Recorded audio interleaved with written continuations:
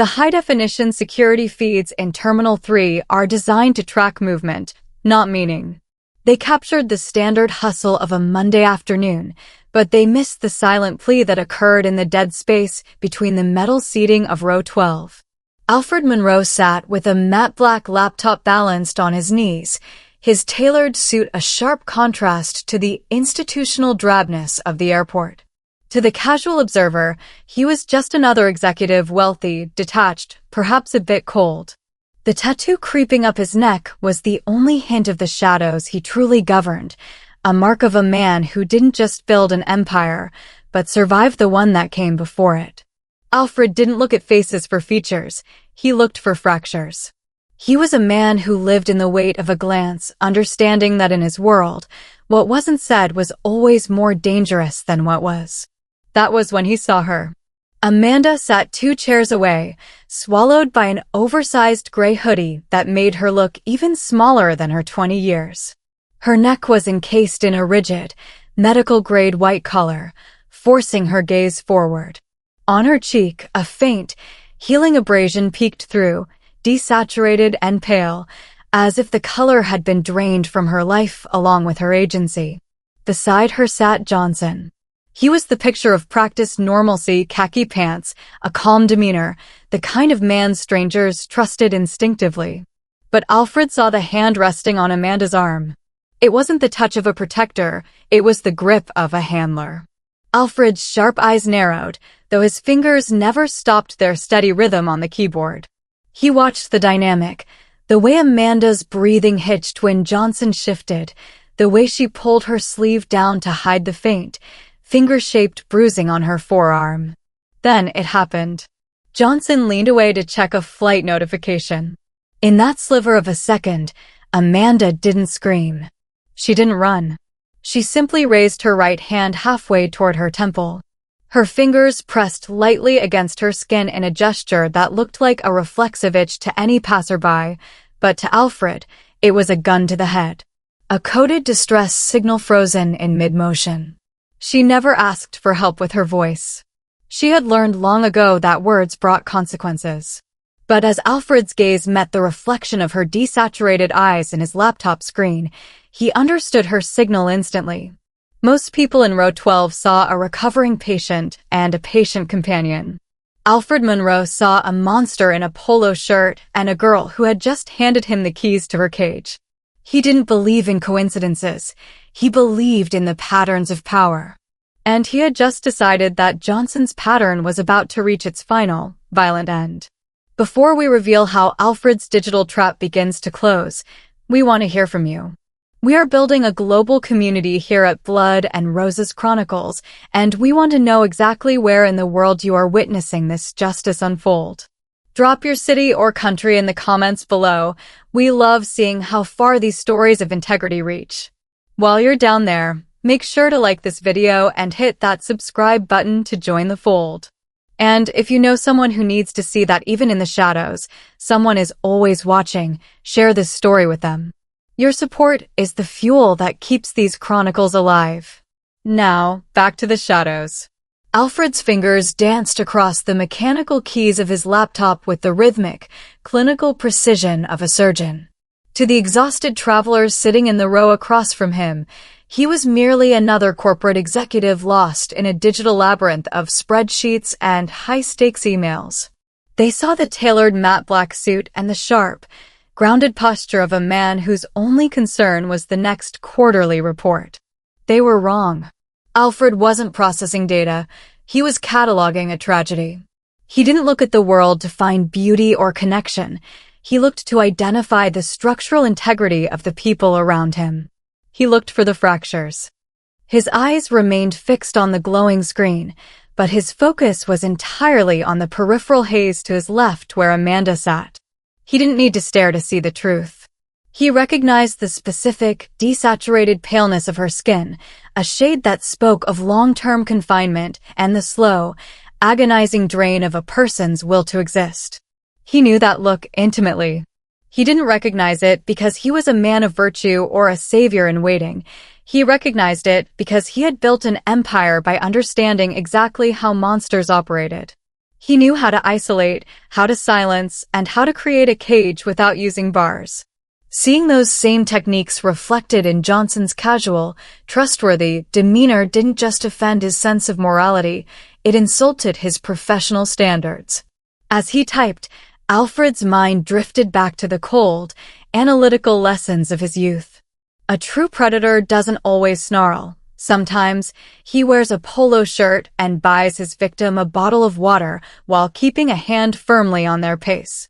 He watched the way Amanda's shoulders hunched inward, her body leaning away from Johnson as if trying to occupy a different zip code within the same metal chair. This wasn't the posture of someone recovering from a car accident. It was the defensive crouch of a soul that had learned that any sudden movement brought swift, calculated consequences. He noticed the way her right hand had frozen near her temple. The signal was small, a gun to the head, a silent scream for an ending, and it was the most honest thing he had seen in Terminal 3 all day. Alfred felt a familiar, icy calculation settle in his chest. He had spent years ignoring messy human problems to focus on the clean lines of his criminal enterprise, but the ghost of his own past failures whispered that some debts could only be paid in intervention. He wasn't a hero, but he was an expert in power dynamics, and he could see that the balance in this row was fatally skewed. Johnson believed he was the most dangerous man in the terminal because he held a girl's spirit in a medical-grade vice. Alfred Monroe, typing away with his laptop open and his neck tattoo hidden beneath a crisp collar, knew that Johnson was about to learn a very different lesson about what true power looked like. The boarding announcement for Flight 2847 crackled through the terminal, a jagged intrusion into the heavy silence Alfred had established between his keys and the digital abyss. He didn't move immediately. Instead, he watched the mechanics of the hunt begin. Johnson rose first, his movements fluid and practiced, projecting the image of a weary but dedicated traveler. He didn't offer a hand to Amanda. He merely shifted his body in a way that commanded her to mirror him. Amanda stood with a mechanical precision that chilled Alfred to the bone. Her oversized hoodie shifted, momentarily revealing the stiff, defensive line of her shoulders beneath the fabric. She was a puppet on a wire, her strings pulled by a man who looked like he spent his weekends at neighborhood barbecues. As they joined the queue, Alfred closed his laptop with a quiet, final thud. He stood, his sharp silhouette cutting through the chaotic energy of the gate area. He watched Johnson's hand find its place on Amanda's lower back, a gesture that strangers would interpret as supportive, but Alfred recognized as a steering lock. It was the control pace, a method used to ensure the victim never gained enough momentum to break away, nor enough space to signal for help. He observed how Johnson leaned in, whispering something into the girl's ear that made her jaw tighten and her eyes fixate on the floor. To the gate agent scanning their passes, they were a grieving family or a medical transport. To Alfred, they were a predator and his prey moving toward a deeper, more permanent darkness. Alfred adjusted his jacket and stepped into the line, several passengers behind them. He had a seat in the front, a sanctuary of leather and silence where he could ignore the world, but the temple signal Amanda had flashed was a jagged piece of glass in his mind. He watched Johnson present both boarding passes, his tone light and conversational with the staff. The man was good. He played the role of the trustworthy caretaker with a terrifying lack of ego. When they disappeared down the jet bridge, Alfred didn't head for the priority lane. He caught the eye of a floor supervisor, his voice low and carrying the unmistakable weight of a man who owned the air he breathed.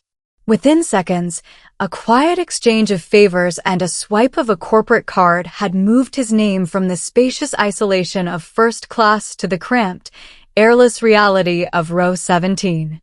He boarded the plane like smoke, his black jacket blending into the shadows of the cabin. He found them in the middle of the aircraft. Amanda was tucked against the window, her white neck brace stark against the dark upholstery, her forehead pressed to the glass as if she were trying to dissolve into the clouds outside. Johnson took the aisle seat, effectively walling her in. Alfred slid into the row behind them, his eyes sharp and analytical. He didn't need a widescreen view to feel the tension radiating from the girl's rigid frame. He sat grounded, squared, and utterly focused. He wasn't sitting in economy because he was a hero. He was there because the control pace was about to meet a counter-rhythm. He watched Johnson settle in, the man's confidence growing with the closing of the cabin door, oblivious to the fact that he was no longer the only monster on the flight. The aircraft climbed through the heavy gray of the Chicago sky, the low hum of the engines providing a mechanical shroud for the tension simmering in row 17. Alfred sat in the cramped space behind them, his eyes never leaving the back of Amanda's head. She was a statue of forced compliance, her forehead still pressed against the cold glass, while Johnson beside her exuded the smug comfort of a man who believed his environment was fully secured. Alfred watched Johnson's reflection in the small gap between the seats. The man was scrolling through a tablet, his attention finally drifting toward the digital world. This was the moment Alfred had been waiting for, the inevitable lapse in a predator's vigilance born from the arrogance of successful control. When Johnson unbuckled his seatbelt to reach for a bag in the overhead bin, the movement created a fleeting, physical barrier between him and Amanda. Alfred leaned forward, bridging the gap between their worlds. He didn't reach out to touch her. A girl like Amanda had been touched far too much by hands that didn't care. Instead, he waited until she felt his presence and slowly turned her head. When their eyes met, Alfred didn't offer a platitude or a shallow smile. He looked at her with the cold, unblinking clarity of a man who knew exactly what lay beneath her oversized hoodie. He saw the single tear that had been caught in the corner of her eye, a tiny crystal of humanity that she had tried to suppress beneath her numb, medical-grade mask. "I saw it," Alfred whispered, his voice a low vibration that barely carried over the drone of the air vents. The words were a strike, precise and surgical. Amanda's breath hitched, her pupils dilating as the neutral mask she had worn for 3 months began to fracture. She didn't have to ask what he meant. The temple signal was a secret language, a final flare sent from a sinking ship, and Alfred was acknowledging receipt. He watched her jaw tremble, the rigid line of her shoulders momentarily softening as the realization hit her. She was no longer invisible. He wasn't asking her if she was okay. He was telling her that her reality had been recognized by a force capable of matching Johnson's cruelty with a far more sophisticated brand of justice. "When we land, stay close to him," Alfred continued, his gaze holding hers with an intensity that promised both protection and a terrifying accountability. "Don't let him see the shift. You have been a ghost for him for months. You can be a ghost for 2 more hours." The single tear finally broke, tracing a jagged path through the pale concealer on her cheekbone. It was a momentary lapse in her composure, a silent confession that the person inside the white cervical collar was still alive. Before Johnson could sit back down, Alfred withdrew into the shadows of his own seat, his expression returning to the sharp, analytical neutrality of a businessman. He had given her the whispered truth, the knowledge that he wasn't walking away. Amanda turned back to the window, but the way her fingers now gripped the armrest suggested she was no longer just waiting for the end. She was waiting for him. Alfred sat back in the cramped economy seat, his movements so slight they were nearly imperceptible to the sleeping passengers around him. He opened his matte black laptop, the screen's dim glow casting sharp angles across his face, further defining the cold, analytical mask he wore. He wasn't looking at the flight tracker or his usual business spreadsheets. Instead, his fingers moved with a predatory grace across the keyboard, initiating a silent, digital hunt. He began the digital unraveling of Johnson, stripping away the layers of the man's carefully constructed insurance claims persona. Alfred didn't believe in the faces people presented to the world. He believed in the digital footprints they left in the dark corners of the internet. He bypassed encrypted firewalls and traversed through secondary servers with the ease of a man who had built his own empire in the shadows. Within minutes, the trustworthy caretaker began to dissolve. Johnson wasn't an insurance adjuster from Ohio. That was merely a skin he wore to move through terminals without friction.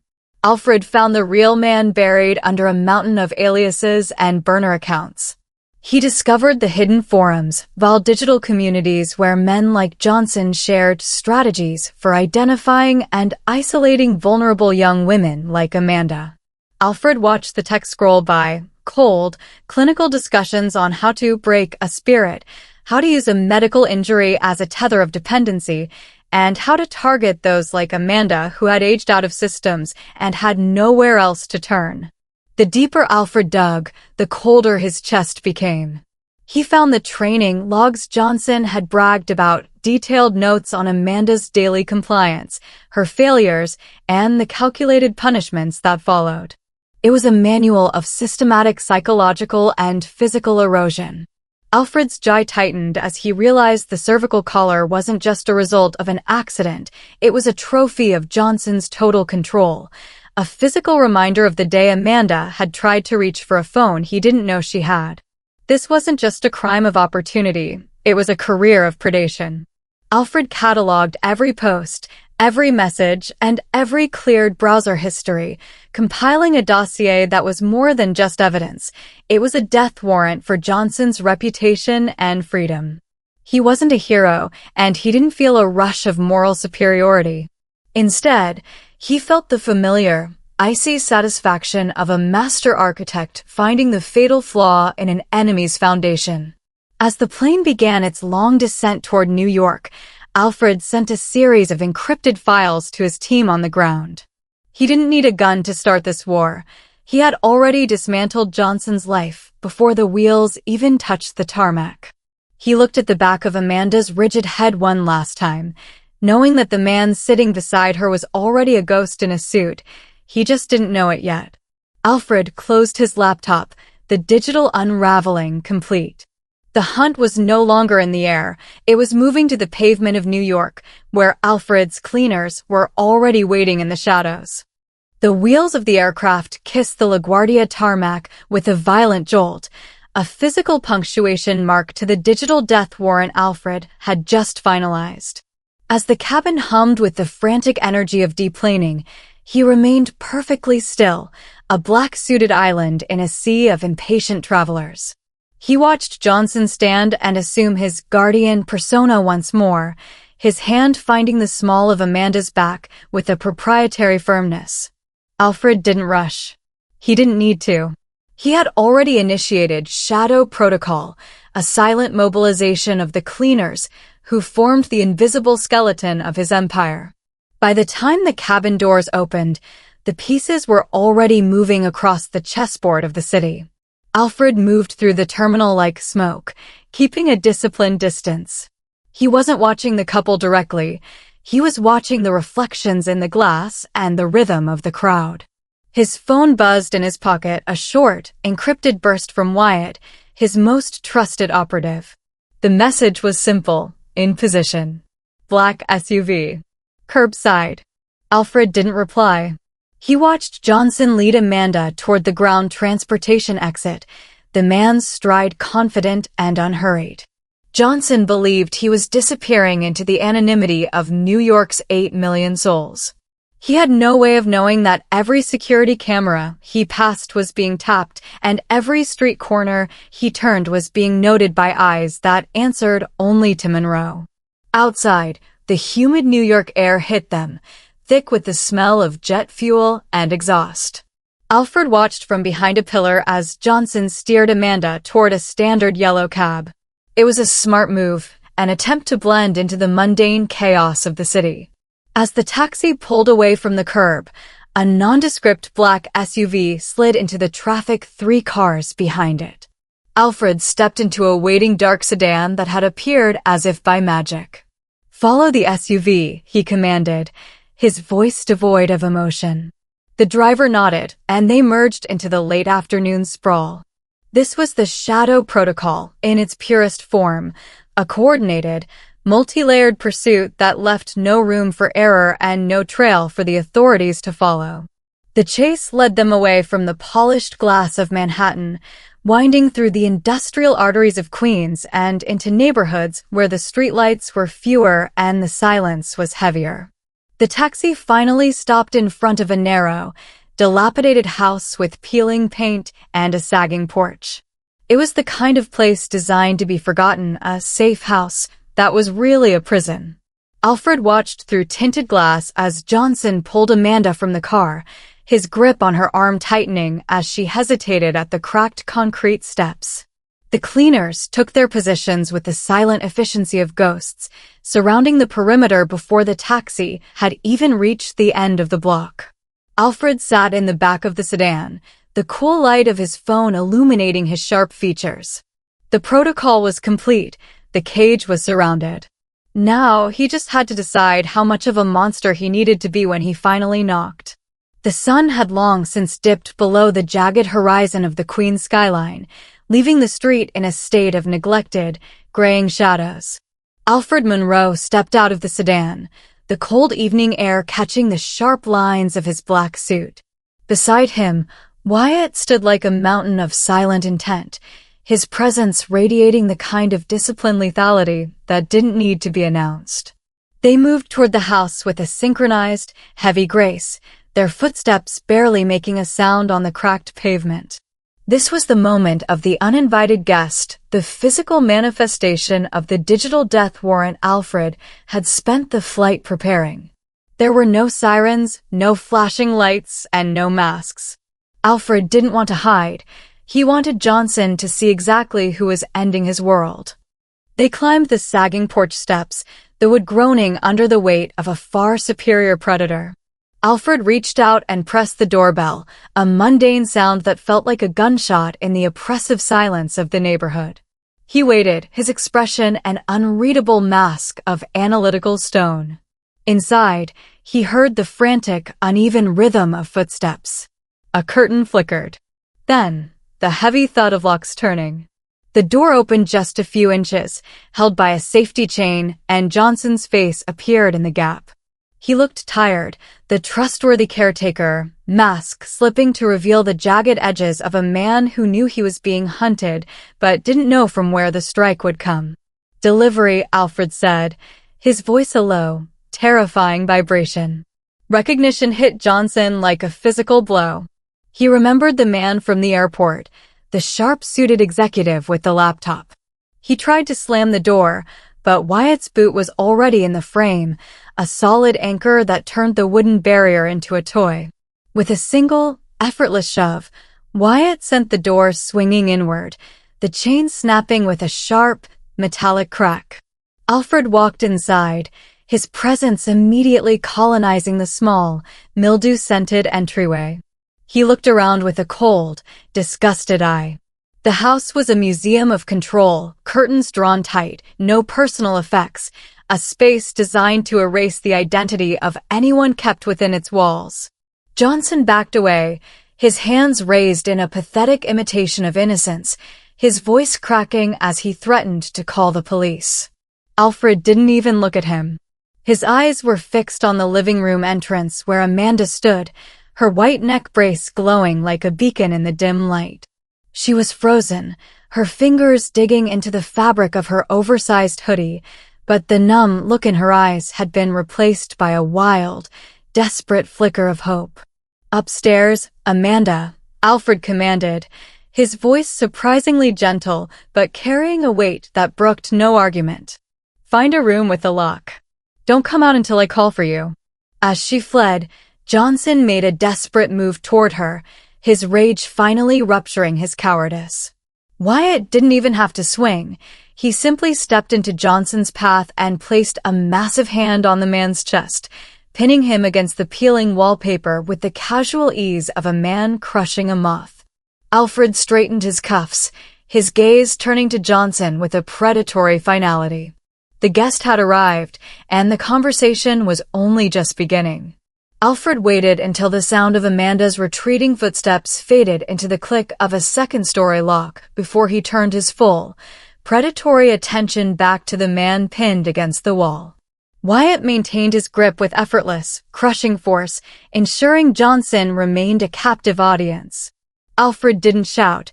He didn't need the theatrics of a common thug.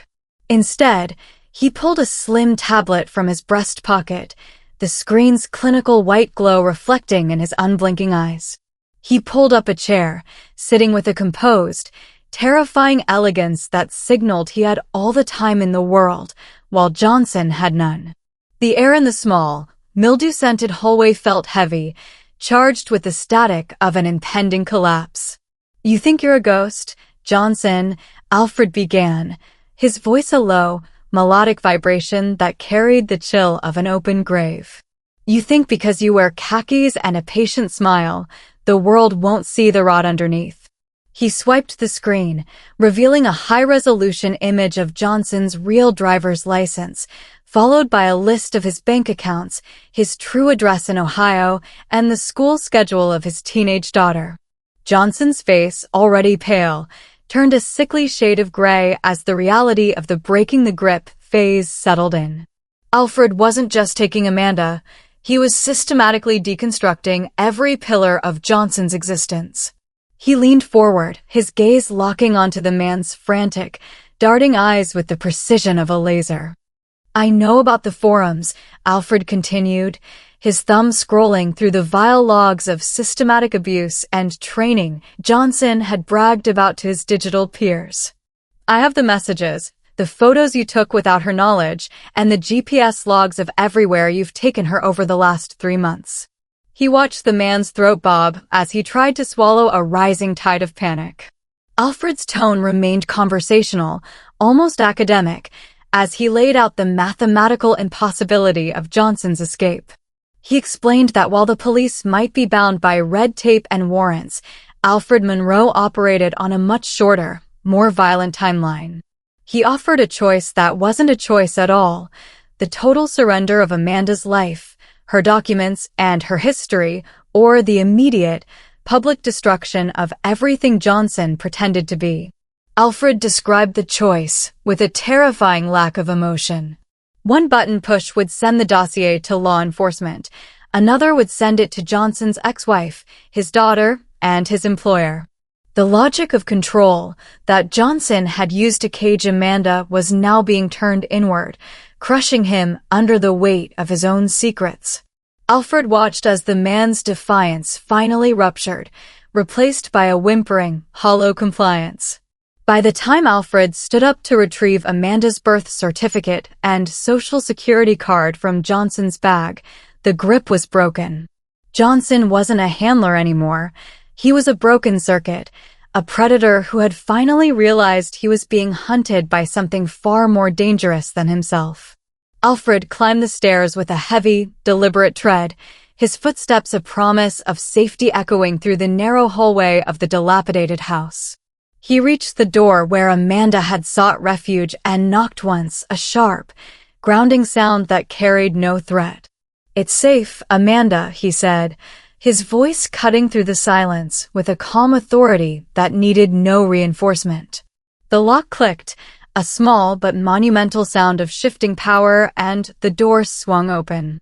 Amanda stood there, her hands still trembling, but the wild panic in her eyes had settled into a quiet, desperate vigilance. Alfred didn't enter her space. He remained in the doorway, respecting the boundary she was finally allowed to possess. He reached into his jacket pocket and pulled out a small stack of papers and a battered black wallet, the keys to the life Johnson had tried to bury. He held them out, and for a moment, Amanda simply stared at the birth certificate and the social security card as if they were artifacts from a lost civilization. These were the documents Johnson had used as a leash, a way to ensure she could never board a bus, rent a room, or exist in the eyes of the law without his permission. As her fingers brushed against the paper, a shuddering breath escaped her. The physical weight of her identity returning to her hands seemed to loosen the invisible iron band that had been tightened around her chest for 3 months.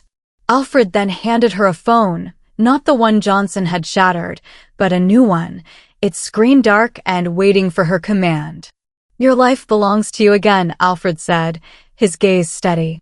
"The documents, the history, the future, he has no claim to any of it anymore."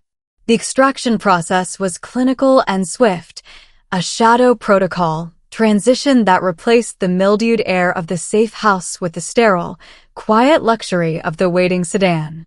Alfred steered her toward the car, his hand hovering near her elbow but never making contact, allowing her to set the pace for the first time since Gate 47.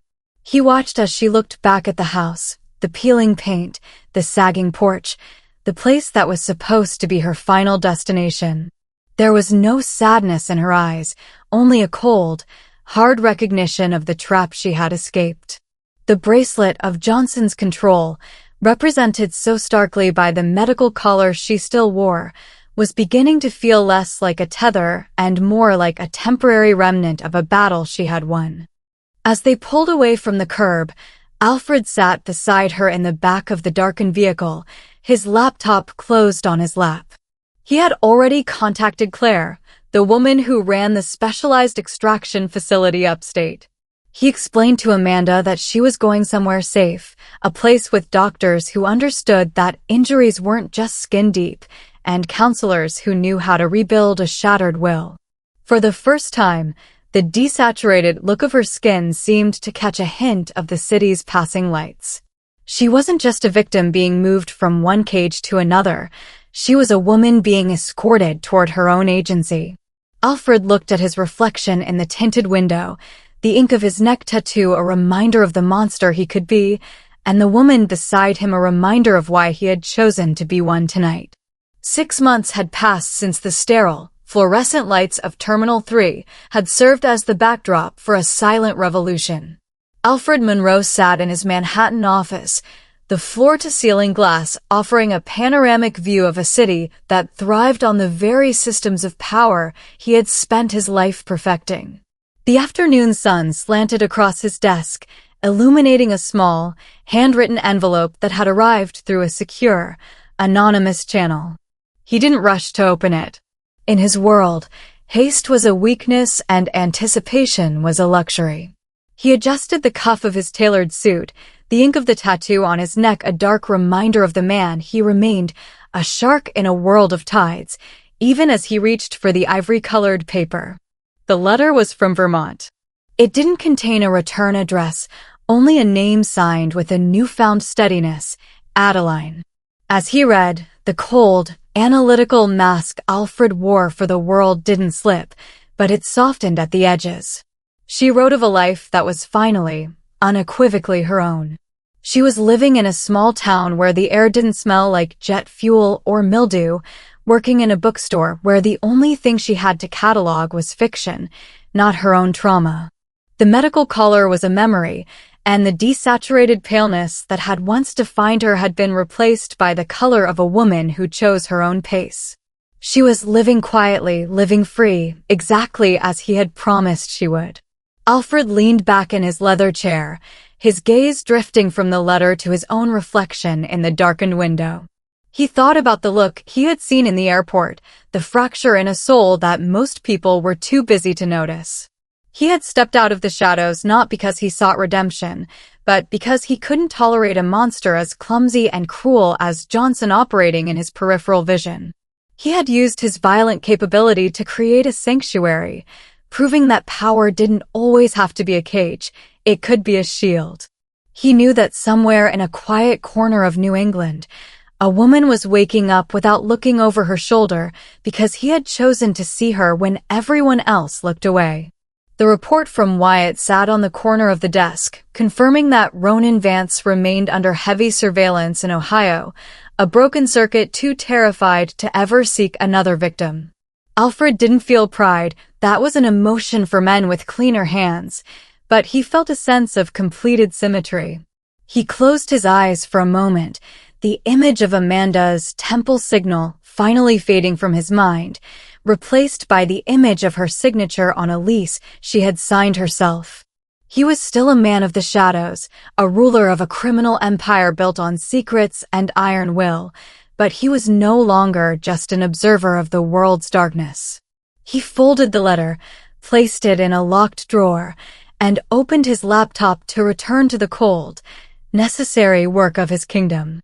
If that final glimpse of Adeline standing tall in her own bookstore sent a chill down your spine, then smash that like button right now.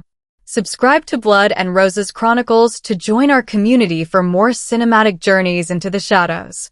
Drop a comment below and let's talk about that hard-earned justice. Remember, the world might see someone silent or broken when they look at you today, but never forget, you hold a signal that can change everything. See you on the next one.